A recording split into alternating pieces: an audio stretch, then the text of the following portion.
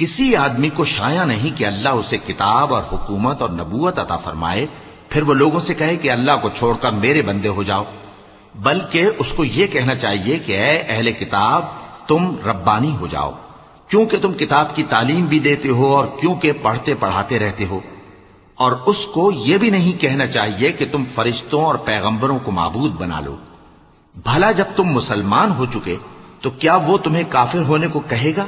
اور جب اللہ نے پیغمبروں سے عہد لیا کہ جب میں تم کو کتاب اور دانائی عطا کروں پھر تمہارے پاس کوئی پیغمبر آئے جو تمہاری کتاب کی تصدیق کرے تو تمہیں ضرور اس پر ایمان لانا ہوگا اور ضرور اس کی مدد کرنی ہوگی۔